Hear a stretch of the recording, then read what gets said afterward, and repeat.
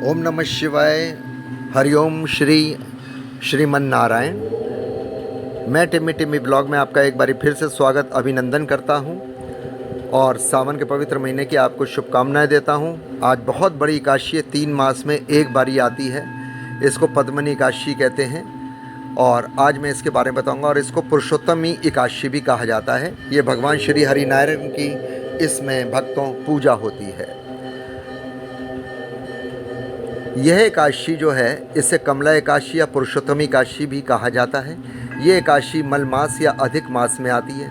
अधिक मास में होने की वजह से इस एकादशी का महत्व और अधिक बढ़ जाता है, क्योंकि इस माह के स्वामी श्री हरि विष्णु हैं और एकादशी तिथि भी भगवान को ही समर्पित है।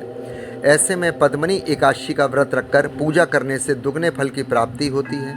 इस दिन विधि विधान से पूजा भगवान श्री नारायण की करनी चाहिए और पद्मनी एकादशी की व्रत कथा पढ़नी चाहिए। अगर पढ़नी नहीं आती तो आप किसी से सुन सकते हैं और इसका व्रत करें। इस व्रत को मैं बताऊंगा आपने कैसे करना है। पहले तो आप उठ के नहा धो के, कुछ भी जल वल नहीं लेना है, नहा के सीधी भगवान की पूजा करनी है। पौराणिक कथा के अनुसार मैं अब कथा सुनाता हूँ, ध्यान से सुनिए भक्तों। त्रेता युग में पराक्रमी राजा कृतवीर्य था।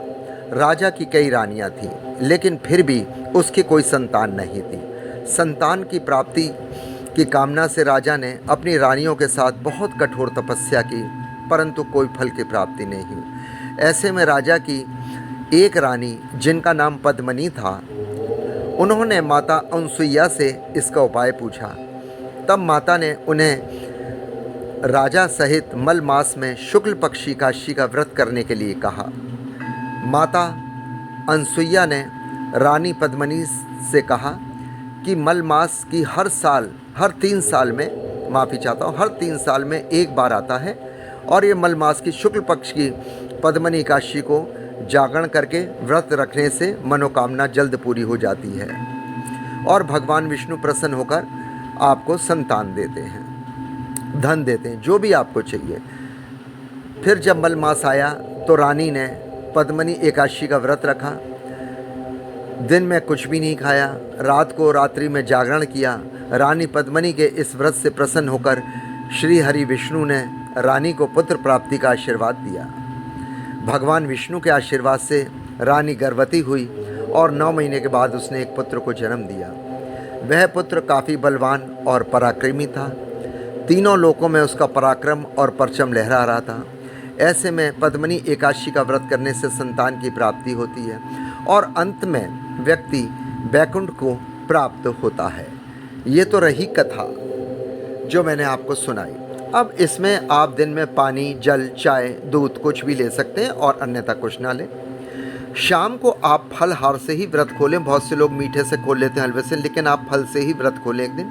रात्रि में जागरण का मतलब ये है भक्तों कि रात्रि में आप ये नहीं पूरा जागरण कराने माता का, नहीं, प्रभु का नाम जपते रहें। बैठ के भगवान के सामने बैठ जाएं। अगर नहीं बैठ सकते तो अपने लेट के भगवान का नाम लें। कहने का मतलब है भगवान का नाम आप जपते रहें, नारायण हरि नारायण हरि नारायण हरि करते रहें, तो आपको फल की प्राप्ति। अगले दिन प्रातःकाल उठ के सुबह नहा धोकर भगवान की पूजा करें और ब्राह्मण को कुछ दान दे दें, थोड़ा सा कुछ दूध दे दें, खाना दे दें, पैसे दे दें, जो भी आप इच्छानुसार दे सकते हैं दें।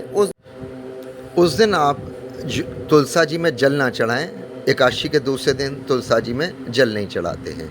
आशा करता हूँ आपको ब्लॉग पसंद आया है। ब्लॉग पसंद आया तो प्लीज़ ब्लॉग को लाइक करें, सब्सक्राइब करें, शेयर करें और अपना ख्याल रखें। ओम नमः शिवाय। हरि ओम नमः शिवाय।